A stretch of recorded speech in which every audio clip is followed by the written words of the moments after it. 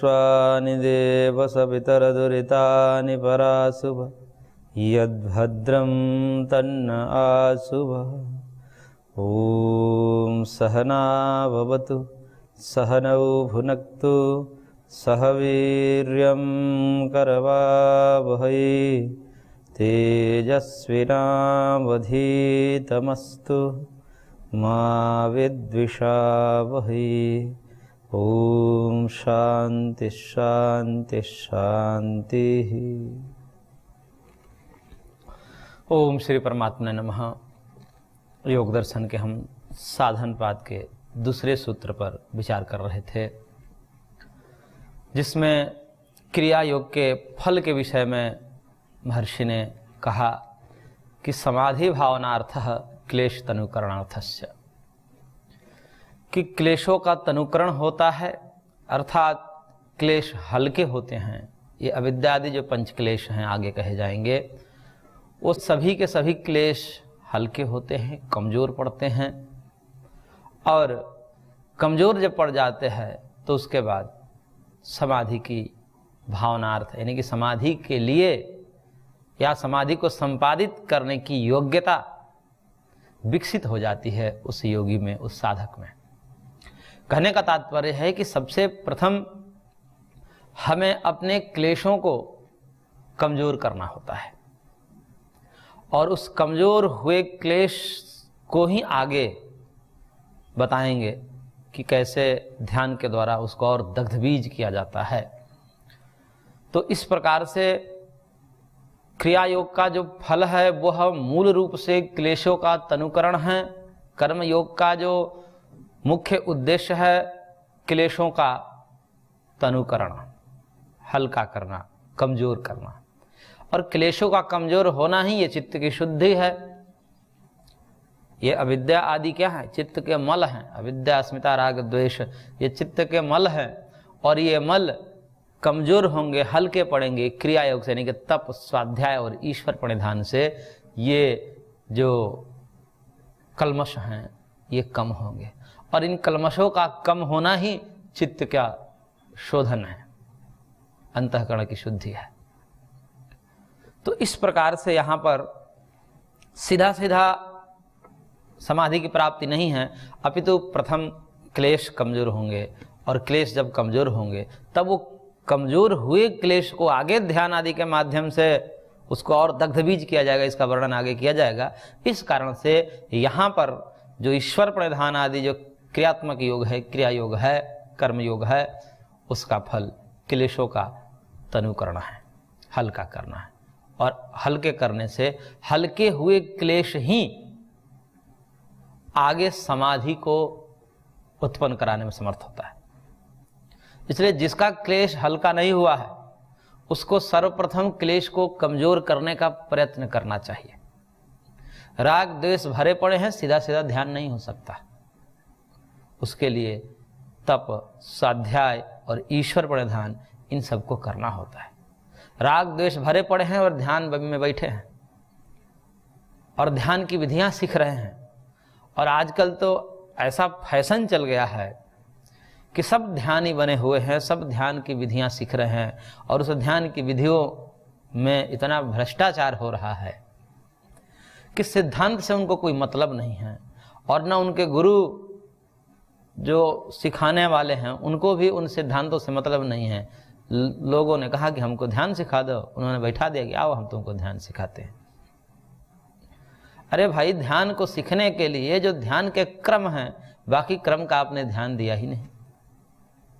जिसका चित्त मलिन है, जिसके अंदर राग द्वेष भरे पड़े हैं और उसको बैठा करके आप ध्यान करवा रहे, उसको ध्यान लगेगा? रागी व्यक्ति है, उसके अंदर काम है, ऐसे कामी व्यक्ति को आप आंख बंद करवा कर बैठा दीजिए, वो स्त्री पुरुष का ही चिंतन करेगा। कामी व्यक्ति स्त्री का चिंतन करेगा अथवा स्त्री पुरुष का चिंतन करेगी। लोभी व्यक्ति धन का चिंतन करेगा क्योंकि उनमें उसका काम है, राग है। तो जिसको जिसमें राग है वही वस्तु स्मृति में आएगी, भगवान कहाँ स्मरण में आएंगे उसको। अथवा जिसको द्वेष होगा, जिससे द्वेष होगा उसकी स्मृति आएगी। तो राग द्वेष भरे पड़े हैं ऐसे व्यक्ति को कभी ध्यान में बैठाया ही नहीं जा सकता, चाहे कितनी भी विधियां उसको सिखा लें, उसका ध्यान एकाग्र हो ही नहीं सकता। इसलिए क्या करना पड़ेगा, पहले क्रिया योग के द्वारा तप, स्वाध्याय, ईश्वर प्रणिधान के द्वारा उसको कमजोर करना पड़ेगा। तप कराना पड़ेगा, स्वाध्याय करवाना पड़ेगा, मंत्र जप और शास्त्र आदि का स्वाध्याय विधिवत करना पड़ेगा। और जब शास्त्र पढ़ने की बात कहते तो हमको शास्त्र की क्या आवश्यकता है, हम तो सीधे ध्यान करेंगे जी। अरे कैसे करोगे ध्यान, अनादि वासनाएं बलवत्वात्, अनादि वासनाएं तुम्हारे अंदर बलवान हैं, और अनादि वासनाएं जो स्थूल वासनाएं हैं, प्रगट वासनाएं हैं, और प्रगट वासनाओं को जो जिसको स्थूल वासना कहते हैं उसको लेकर के और कैसे ध्यान लगाया जा सकता है। तो प्रथम तो उसको कमजोर करिए क्रिया योग के द्वारा। ये कहने से काम नहीं चलेगा कि हमको पढ़ने की आवश्यकता नहीं है, हमको तो सत्संग सुनने की आवश्यकता नहीं, हमको विधिवत शास्त्र पढ़ने की आवश्यकता नहीं है। शास्त्र नहीं पढ़े, हमें तो यही समझ में नहीं आता कि जो विधिवत शास्त्र का अध्ययन नहीं करता अथवा सत्संग आदि का लाभ नहीं लेता, गुरु के नित्य मार्गदर्शन में जो नहीं रहता, उसका कल्याण कैसे हो सकता है, वो कैसे अपने आप कर सकता है, उसको कैसे पता कि हमें क्या करना है क्या नहीं करना है, समाधि क्या होती है, समाधि के पूर्व कौन कौन से चीजें होती हैं जिसको हटाना होता है, वो कैसे उसको पता चलेगा। या तो उस प्रकार से जीवन मुक्त महर्षि हो या जन्म से सिद्ध हो, उस व्यक्ति के लिए तो कुछ कहा ही नहीं जा सकता। महर्षि कपिल जैसे लोगों के लिए तो कहा ही नहीं जा सकता, जन्म से सिद्ध हैं, वो कहें तो एक बात बनती है। परंतु ऐसे राग द्वेष से वशीभूत लोग कहते हैं कि हमको कुछ पढ़ने की आवश्यकता, कुछ सुनने की आवश्यकता नहीं, ये क्या शास्त्र, ये सब तो जो है ऐसे ही है। तो हमें बड़े आश्चर्य होता है कि ये लोग कैसे कर लेते हैं।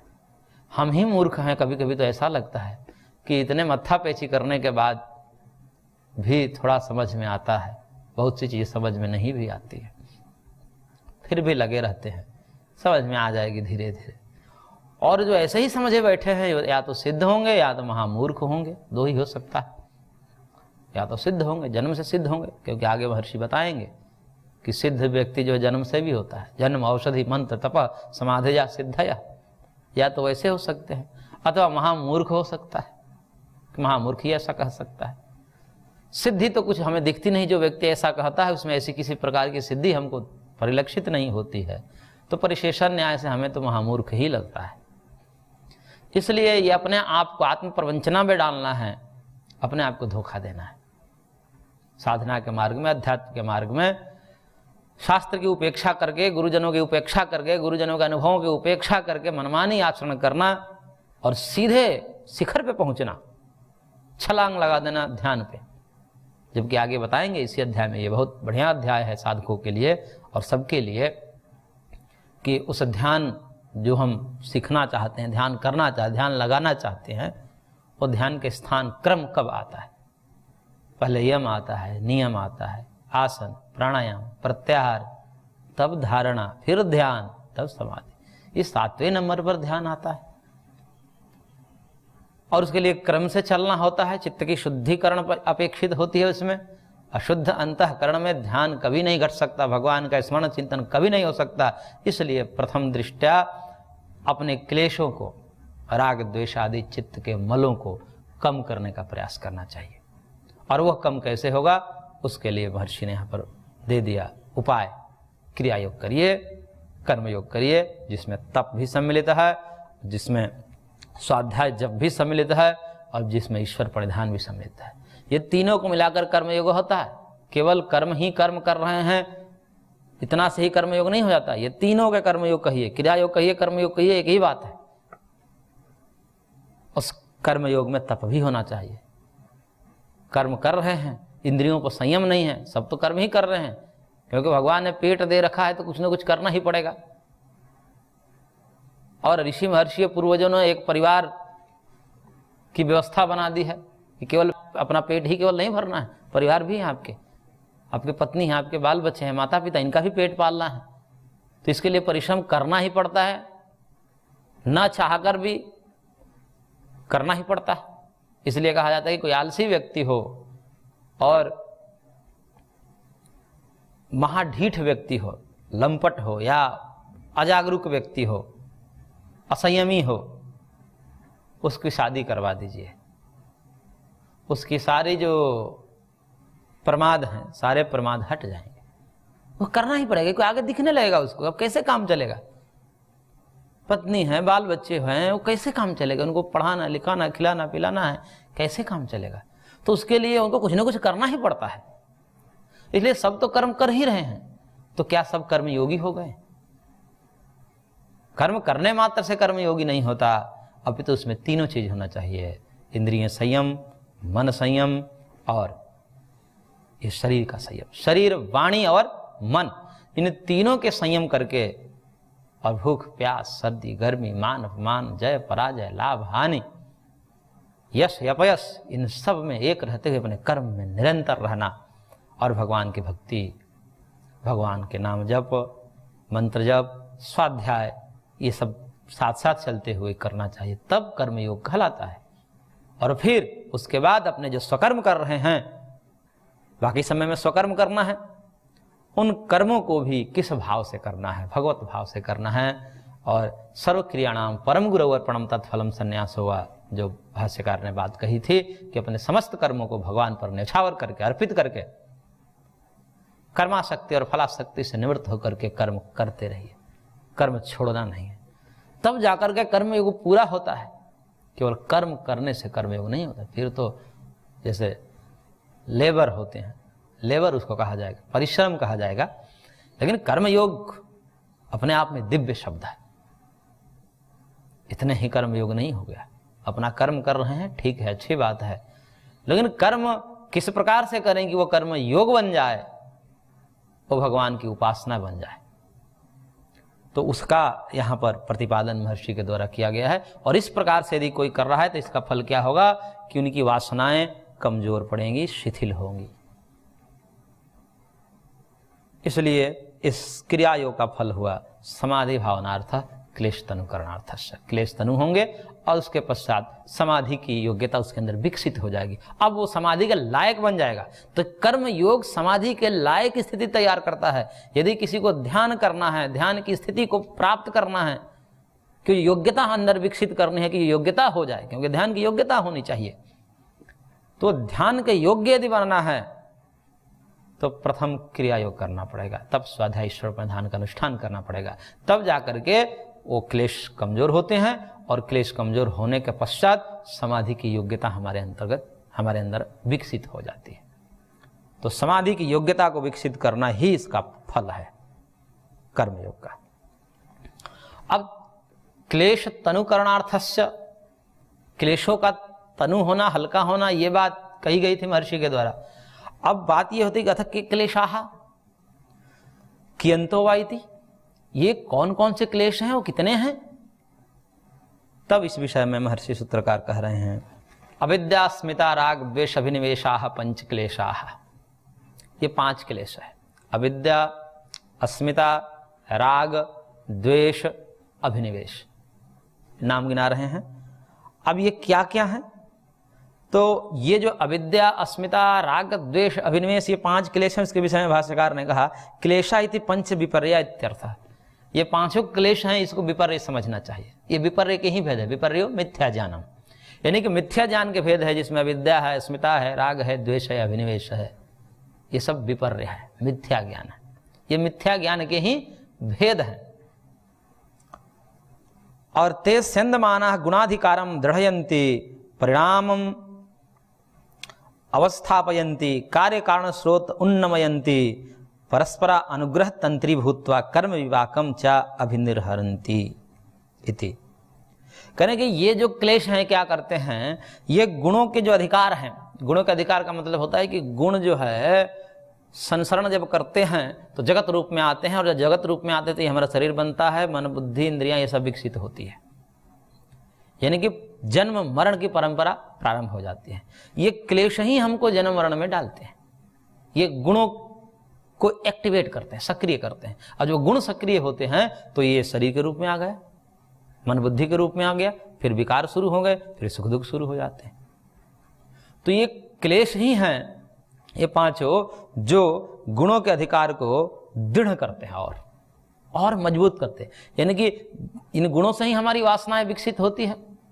काम है, क्रोध है, लोभ है, ये सब गुणों से ही विकसित होती है। और ये काम, क्रोध, लोभ, मोह और दृढ़ होता चला जाता है। यदि हम क्लेश हमारे अंदर बढ़ता जाता है तो ये और जो गुणों के अधिकार हैं वो दृढ़ होते हैं, और जैसे ही गुणों के अधिकार दृढ़ होंगे वैसे वैसे हमारे अंदर विकार और बढ़ते जाते हैं। और परिणामम अवस्थापयंती, और ये गुणों के परिणाम, यानी कि गुणों का परिणाम है जैसे सत्व, रजतम, ये जो त्रिगुणात्मिका प्रकृति है उसका परिणाम है महत्त्व, महत्त्व का परिणाम अहंकार, अहंकार का परिणाम एकादश इंद्रियां और पंचतन्मात्र, पंचतन्मात्र का परिणाम पंचमहाभूत। इस प्रकार से पूरा जगत का निर्माण होता है। तो ये क्लेश का ही परिणाम है। ये हम इस संसार में आए इसका क्या कारण है? क्योंकि हम क्लेश में थे, अविद्या में थे, अस्मिता में थे, राग में थे, द्वेष में थे, इसलिए ये सब शुरू हुआ। तो अविद्या, अस्मिता, राग, द्वेष के कारण ये सब परिणाम शुरू हुए गुणों के। और कार्य कारण स्रोत उन्नमयंती। कार्य कारण स्रोत, कार्य कारण क्या है कि कारण जो है कर्म है, कार्य उसके सुख दुख है। वह कारण दो हो सकते हैं, पुण्य पाप भी हो सकते हैं। पुण्य पाप दो कारण हो सकते हैं कर्म के रूप में, और उसके कार्य फल के रूप में सुख दुख हो सकते हैं। तो इस प्रकार से पुण्य पाप कर्म सुख दुख फल ये सब चलता रहता है। तो इस प्रकार से परस्पर एक दूसरे को अनुग्रहित करके, राग द्वेष को अनुग्रहित करता है, द्वेष राग को भी कभी अनुग्रहित करता है। ऐसा अनुग्रहित करते हुए ये जो है कर्म विपाकम चा अभिनिर्हरंती, ये कर्म विपाक यानी कि फलोपभोग, कर्म और कर्म फल की ओर जीव को उन्मुख कर देता है। और जैसे ही कर्म फल की तरफ उन्मुख होता है तो अपना नित्य शुद्ध बुद्ध स्वभाव से गिर करके और सुखात्मक, दुखात्मक, मोहात्मक हो जाता है। ये स्वरूप की च्युति है। स्वरूप से गिर जाता है व्यक्ति, आत्मा अपने स्वरूप से गिर जाता है। जब संसार दशा में रहता है उस समय वो स्वरूपतः सुख दुख से रहित है, लेकिन इन गुणों के कारण, इन क्लेशों के कारण वो अपने आप को सुखी दुखी अनुभव करता है। तो इस प्रकार से ये अविद्या आदि जो है पंच क्लेश, ये मुख्यतः मिथ्या ज्ञान के ही भेद है। इसीलिए कहा महर्षि ने कि पंच विपर्य है, ये पांचों विपर्य है। विपर्यो मिथ्या ज्ञानम अतद्रूप प्रतिष्ठम, अतद्रूप प्रतिष्ठा, तद्रूप प्रतिष्ठा में तो फिर कैवल्य हो जाएगी, मुक्ति हो जाएगी। तो ये पांचों स्थिति में यदि हमारे अंदर विद्या है, अस्मिता है, राग है, द्वेष है, अभिनिवेश है, तो हमारी स्थिति कैसी है? अतद्रूप स्थिति है। यानी कि पूरी तरह विमुखता है, आत्म विमुखता है, बहिर्मुखता है। हम बहिर्मुखी हैं, हम विषयों में रस लेना चाहते हैं, यही बहिर्मुखता का स्वरूप है। और जब क्लेश खत्म हो जाते हैं तो विषयों से आकर्षण खत्म होकर के व्यक्ति आत्मस्थ होने लगता है, अपने आप में संतुष्ट होने लगता है, उसी को आत्मस्थ कहा जाता है। तो ये अविद्या, अस्मिता, राग, द्वेष और अभिनिवेश, ये पांच क्लेश हैं। अब एक एक के स्वरूप बताए जाएंगे एक एक सूत्र के द्वारा। क्रम से बताया जाएगा कि अविद्या क्या है, अस्मिता क्या है, राग क्या है, द्वेष क्या है, अभिनिवेश क्या है। तो सबसे पहले अविद्या के विषय में बता रहे हैं। अविद्या क्षेत्रम उत्तरेशाम प्रसुप्त तनु विच्छिन्नोदाराणाम। अविद्या के विषय में एक बात कही, विशेषता उसकी बताई, उसके बाद इसके लक्षण भी बताएंगे, स्वरूप बताएंगे। अब इसकी विशेषता बता रहे हैं कि अविद्या क्षेत्रम उत्तरेशाम। अविद्या जो है क्षेत्र है, क्षेत्र का मतलब भूमि। जैसे भूमि किसी बीज को अंकुरित होने के लिए एक आधार है, बिना भूमि के, क्षेत्र के, खेत के कोई भी बीज उत्पन्न नहीं हो सकता। चाहे बीज रखा का रखा रह जाए, यदि भूमि ही नहीं है, उपयुक्त भूमि, बंजर भूमि का तात्पर्य यहाँ पर नहीं है। भूमि का मतलब, क्षेत्र का मतलब कि वह भूमि जो उर्वरा भूमि है। तो इस प्रकार की उर्वरा भूमि के भाव से ही, उसकी विद्यमानता से ही उसमें अंकुरण फूटने की संभावना है, बीज से अंकुरण निकलने की संभावना है। तो यहां पर अविद्या को भूमि बता दिया, यानी कि आश्रय स्थल है अविद्या, जिससे सारे क्लेश प्रकट होते हैं, उसी के आश्रय पा करके। और वो क्या है? तो उत्तरेशाम, उत्तरेशाम मतलब आगे वाले। सूत्र में जो आगे वाला पढ़ा है, यानी कि अविद्या के आगे वाले क्या पढ़ा है? उत्तर मतलब राइट साइड। सूत्र के जो राइट साइड में पढ़ा है वो क्या पढ़ा है? अविद्या के बाद अस्मिता, राग, द्वेष, अभिनिवेश, ये जो चार हैं ये उत्तरेशाम शब्द से गृहीत हो रहे हैं सूत्र में, और अविद्या को स्वयं बता दिया कि ये भूमि है, आश्रय स्थल है।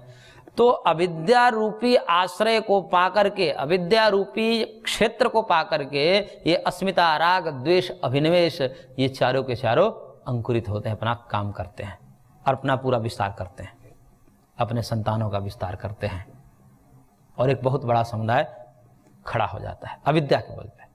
तो अविद्या क्षेत्र है, आधार है।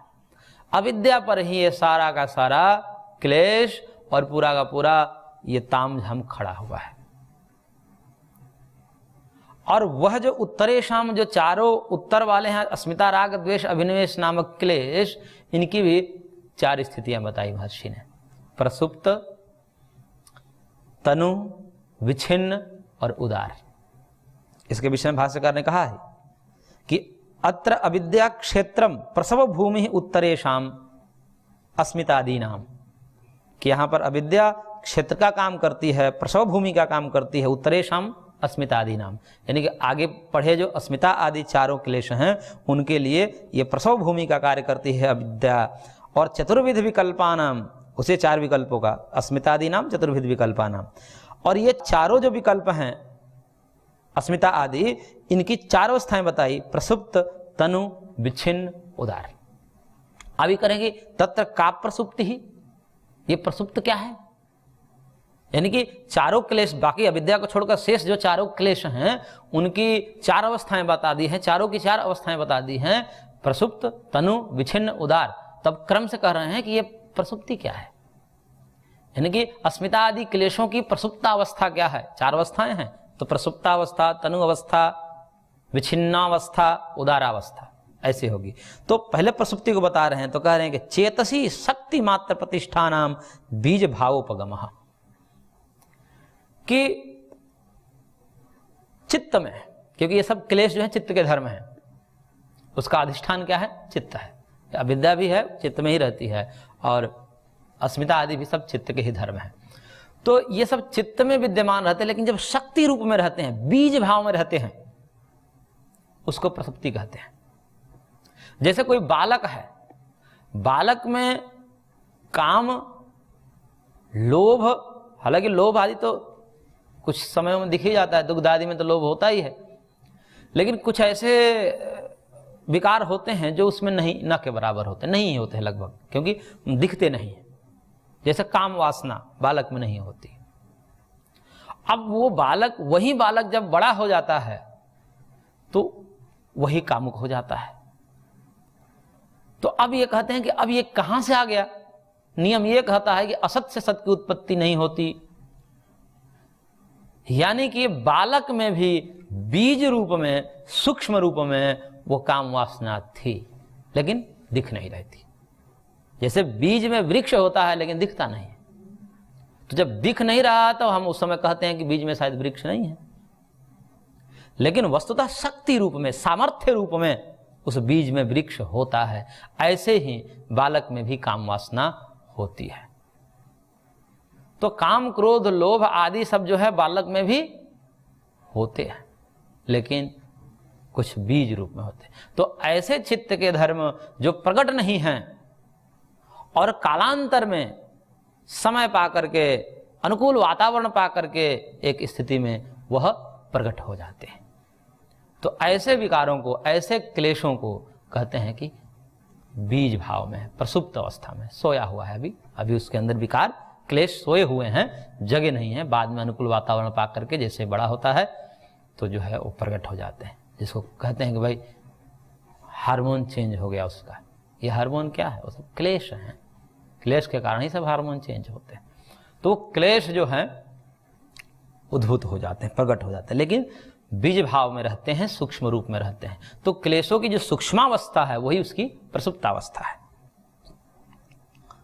और उसने कहा कि तस्य प्रबोध आलम्बने सम्मुखी भाव, जैसे ही उसके सम्मुख कोई आलम्बन आते हैं तो वो प्रकट हो जाते हैं। तो ऐसे को जो कहते हैं बीज भाव में है, प्रसुप्ति है। और एक और बात कह रहे हैं बीच में, इस बात को थोड़ा सा रोक करके, क्योंकि आगे जो कहना था वो तनु विच्छिन्न उदार को कहना था, लेकिन उसके बीच में रोक करके एक बात कह रहे हैं महर्षि, और कह रहे हैं कि प्रसंख्यानवतो दग्ध क्लेश बीजस्य समुखी भूते अपि आलम्बने नासौ पुनः अस्ति दग्ध बीजस्य कुतः प्ररोह इति। लेकिन कह रहे कि एक ऐसी भी अवस्था होती है जिसमें प्रसंख्यान बल पर, प्रसंख्यान बल का तात्पर्य होता है कि ज्ञान के बल पर, तत्व ज्ञान के बल पर उस क्लेश को दग्ध बीज कर दिया जाता है। दग्ध बीज का मतलब जैसे बीज को भून दिया गया, तो भून दिया जाता है जब बीज को, तो ऐसे बीज को आलम्बन पा करके कितना भी आप वातावरण, मिट्टी, पानी, हवा उचित मात्रा में दीजिए, वो प्ररोह को प्राप्त नहीं होंगे, अंकुरित को प्राप्त नहीं होंगे। ऐसे ही योगियों को जो तत्व ज्ञान को प्राप्त कर लिए, आत्म साक्षात्कार को प्राप्त कर लिए, उनके सामने कितने भी प्रकार के लौकिक विषय उपस्थित क्यों न हो जाए, उनका चित्त कभी भी क्षुब्ध नहीं होता, आकृष्ट नहीं होता, वो विषयाभिमुख नहीं होता। क्यों नहीं होता? तो उसके लिए एक महर्षि ने कहा कि दग्ध बीज से कुतः प्ररोह इति, क्योंकि दग्ध बीज कर दिया, जब जला दिया, भून दिया, भुना हुआ बीज कैसे प्ररोह होगा। इस कारण से योगियों का जो क्लेश है, उन योगियों के चित्त में जो विद्यमान क्लेश हैं, उनको योगी अपने ज्ञान के बल पर, तत्व ज्ञान के बल पर, ब्रह्म साक्षात्कार के बल पर दग्ध बीज कर देते हैं। इसलिए उनके सामने कितने भी विषय रखे जाते हैं, लेकिन वो विषयाभिमुख नहीं होते, अपने आत्मस्वरूप से नीचे नहीं गिरते हैं। इसके इतर जिनके दग्ध बीज भाव को क्लेश प्राप्त नहीं हुए हैं, ऐसे अयोगी पुरुषों की विषय का आलम्बन पाते ही उनके अंदर प्रकट हो जाती है, वृत्ति बनने लगती हैं। स्त्री को देखते काम वासना होने लगेगी, पैसे को देखकर लोभ की वासना उनके अंदर जग जाएंगी। इस प्रकार से कंचन कामनी के प्रति उनकी संस्कृति देखी जाती है। तो ये महर्षि ने कुछ विशेष बात कही, आगे हम इसको और देखेंगे। आज की कक्षा को यहीं पर विराम देते हैं, शेष अगले अंक में। ओम शांति शांति शांति।